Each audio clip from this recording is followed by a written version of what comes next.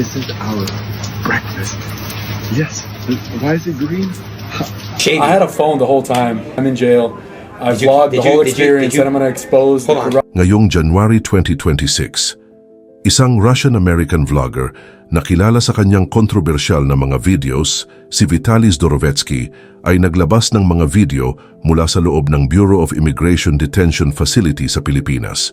Ang mga footage na ito ay nagpakita ng isang malalang realidad. Isang sistema na sadyang siksikan, kulang sa pasilidad, at ayon sa kanyang pahayag, kontrolado ng pera at impluensya. Sa kanyang mga leaked videos, ipinakita ni Vitaly ang mga selda na umaabot sa 35 degrees Celsius, may napakakaunting ventilasyon at puno ng peste. Let me show you why. If you guys are wondering why these bottles are here, that's rats protection. This place is infested with rats, cockroaches, hundreds of mosquitoes during the night here. It's absolutely disgusting. We've been trying to reach out to human rights people. This is so inhumane, but no one's responding. But this message is not about me. This is a message about all the people that are suffering in here. And I will tell you in 1 second. Come check out the back.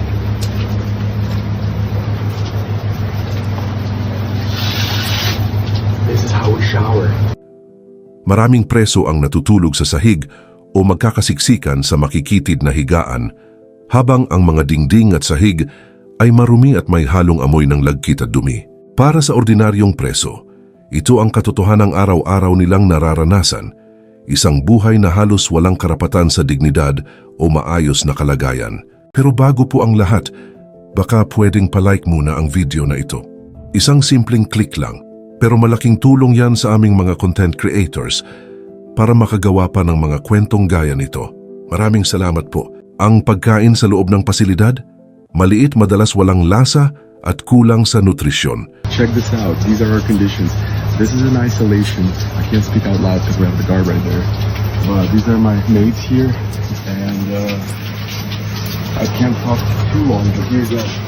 This is our breakfast. Yes. Why is it green? Don't ask me. 1 rice and 1 fish. I don't even want to know what that is.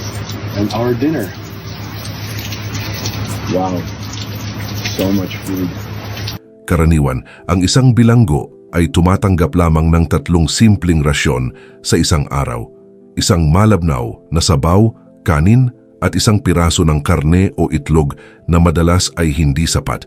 Hayon kay Vitaly, ang pag-access sa mas maayos na pagkain, malinis na tubig, o kahit simpleng electric fan ay nakadepende sa kakayahan ng preso na makipagsuhol sa mga gwardya. Sa kanyang mga video, malinaw na money talks sa loob ng kulungan. You pay the guard, you're good to go. And you can do anything. Money talks in Philippines, but Okay, wait, an iPhone or Samsung? No, Chinese Hanoi. Said Chinese. The more I spent there, it was crazy. First 3 months, bro, I was in isolation. Solitary. A cage room, 35 degrees Celsius, no ventilation, rats, cockroaches. 95 degrees? Every single day, dry season, baby. A hot Filipino, bro. I was screaming like this. Can I have some water? My arm out of the cage. Guards sometimes like, nah, you're good. Like. Isang sistema kung saan ang pera ang nagtatakda ng karapatan at pribilehiyo. Hindi lamang siksikan at pagkain ang issue, ipinakita rin ng footage kung paano nagagawa ng ilang preso, kabilang si Vitaly, na magkaroon ng cellphone sa loob ng selda at makapag-vlog ng lihim. Pinakita rin niya ang mga gwardiya na tumatanggap ng suhol upang baliktarin ang patakaran at bigyan siya ng access sa mga ipinagbabawal na bagay. Ang mga opisyal na ito ay agad na sinibak sa pwesto matapos kumalat ang mga videos noong January 22, 2026 at nagsimula ang malawakang investigasyon sa buong detention facility. Agad na nagsagawa ang gobyerno ng raid sa mga pasilidad, nakumpiska ang mga cellphone, kontrabando at pera sa iba't ibang currency. Bagamat nakabalik na sa Russia si Vitaly, permanenteng inilagay siya sa immigration blacklist ng Pilipinas upang hindi na muling makabalik. Ang publiko? Halo-halo ang reaksyon. Maraming Pilipino ang nagalit sa Bureau of Immigration na nagpapatunay na talamak ang katiwalian sa loob ng sistema.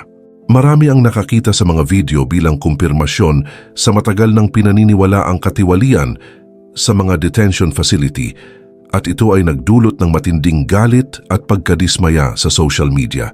May ilan ding galit kay Vitaly na itinuturing na walang utang na loob matapos siyang makaalis, habang may mga memes na kumukumpara sa kanyang marangyang buhay bago maaresto at sa kanyang pagod at maruming itsura habang nasa loob ng mainit at masikip na selda. Maraming netizens ang nag-react sa social media. Kung si Vitaly, isang ordinaryong dayuhan, ay nagawang makontrol ang gwardiya gamit ang pera, paano pa kaya ang iba pang may impluwensya sa loob ng sistema?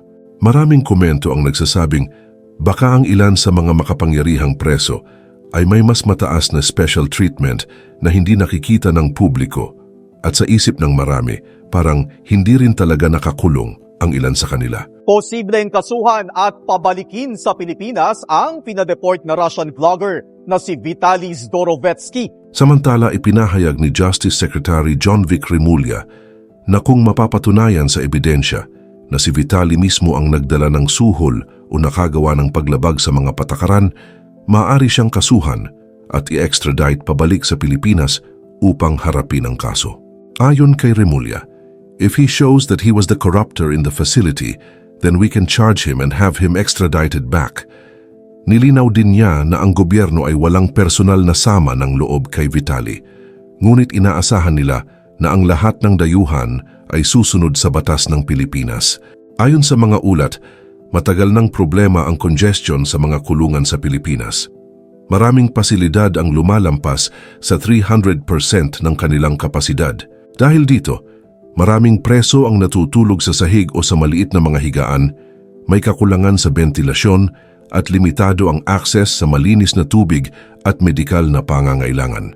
Ang sitwasyon ay pinalalala ng mababang bilang ng gwardya kumpara sa dami ng preso at mababang pasahod na nagpapadali sa katiwalian at panunuhol.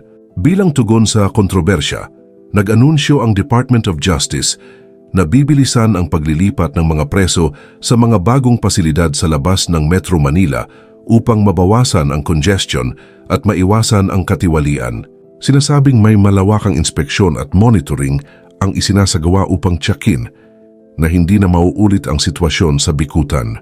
Ngunit marami ang nagtatanong, sapat ba ang pagpapalit ng gusali kung ang mismong sistema ay bulok at madaling baluktutin?